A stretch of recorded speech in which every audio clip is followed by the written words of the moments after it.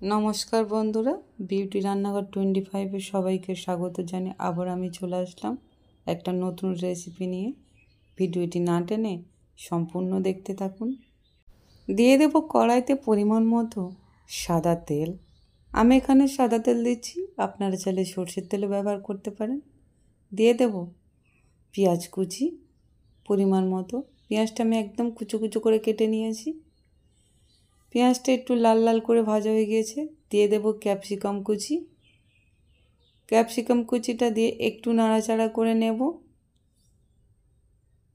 পেঁয়াজ আর ক্যাপসিকামের কাঁচা গন্ধটা চলে গেলে এর মধ্যে আমি অ্যাড করে দেব আদা আর রসুন একসঙ্গে আমি বেটে রেখেছিলাম, সেটা এখানে দিয়ে দেব।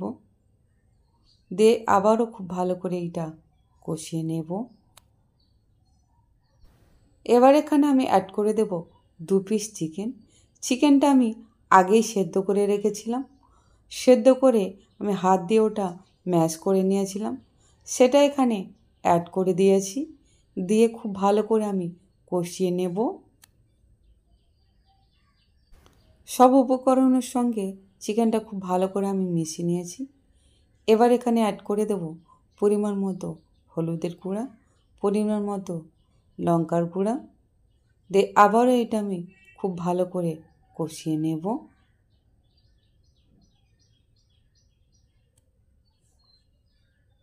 এবার এখানে আমি অ্যাড করে দেব সেদ্ধ করে রাখা আলু। আলুটা আমি আগেই সেদ্ধ করে রেখেছিলাম। সবশেষে দিয়ে দেব স্বাদ অনুযায়ী নুন।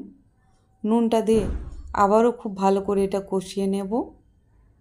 এটা খুব ভালো করে কষানো হয়ে গিয়েছে। এবার এটা আমি তুলে নেব। এটা তুলে নিয়েছি। এটা আমি কিছুক্ষণ ঠান্ডা হতে দেব। দিয়ে দেব কড়াইতে সামান্য একটু তেল। তেলটা গরম হয়ে গিয়েছে। দিয়ে দেব গোটা জিরে সামান্য। এবার এখানে আমি অ্যাড করে দেব হাফ বাটি সুজি।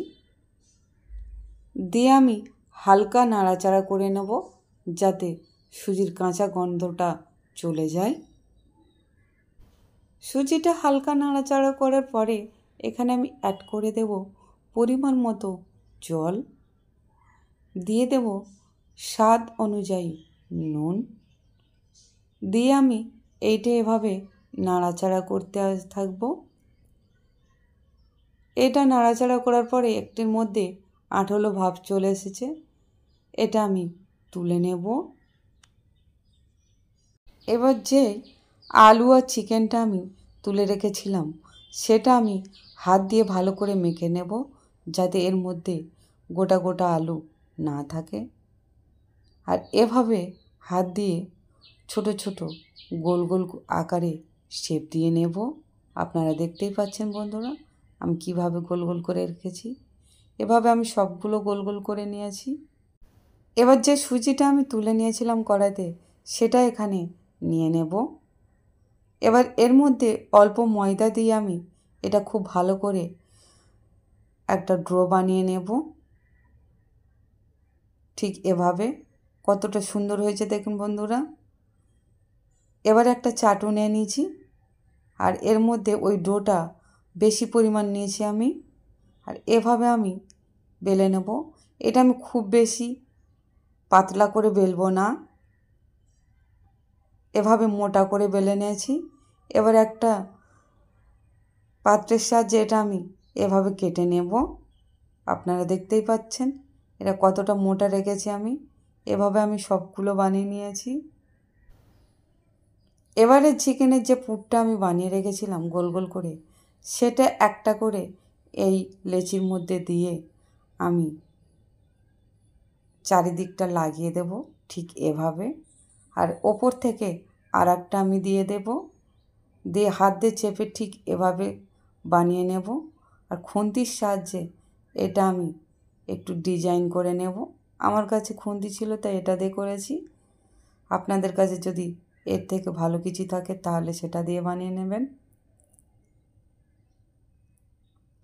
দেখতে ঠিক কতটা সুন্দর লাগছে দেখুন বন্ধুরা। ঠিক এভাবে আমি সবগুলো বানিয়ে নেব। আপনাদের সুবিধার জন্য আমি আরও একটা দেখিয়ে দিচ্ছি। এভাবে আমি সবগুলো বানিয়ে নেব ঠিক এরকম সুন্দর করে।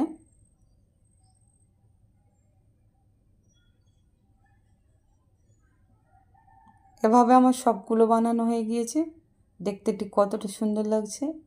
এবার একটা তাওয়া নিয়ে নিয়েছি, আর তাওয়াতে আমি সাদা তেল দিয়ে দেব, আর একটু বেশি পরিমাণ দেব। তেলটা গরম হয়ে গিয়েছে। এবার যেগুলো আমি বানিয়ে রেখেছিলাম এক এক করে এখানে আমি ভাজতে দিয়ে দেব। এইটা আমি কিছুক্ষণ হতে দেব, আর এভাবে তাওয়াটার একটু নাড়িচাড়ি তেলটা চারিদিকটা করে দেব। এবার এইটা আমি উল্টিয়ে দেব। আমার সুবিধার জন্য আমি এরকম ধরে ধরে উল্টাচ্ছি, নাহলে আমার গায়ের তেলটা এসে পড়বে। এ পিঠটা আমি আরও কিছুক্ষণ হতে দেব। আবারও আমি এ পিঠটা উল্টে দেব। এভাবে উল্টে পাল্টে আমি ভেজে নেব এগুলো। এগুলো আমার ভাজা হয়ে গিয়েছে। এবার এগুলো আমি একটা একটা করে তুলে নেব। ঠিক কতটা সুন্দর হয়েছে দেখুন বন্ধুরা। মাত্র 2 পিস চিকেনের পিঠে যদি এত সুন্দর স্ন্যাক্স বানানো যায় তাহলে কেমন হয় বন্ধুরা। আমার চিকেন স্ন্যাক্স রেডি। আমার এই রেসিপিটা আপনাদের কেমন লাগলো তা অবশ্যই কমেন্ট করে জানাবেন বন্ধুরা। রেসিপিটি ভালো লাগলে লাইক, কমেন্ট, শেয়ার, সাবস্ক্রাইব অবশ্যই করবেন বন্ধুরা, আর বেশি বেশি করে শেয়ার করে দেবেন। ধন্যবাদ।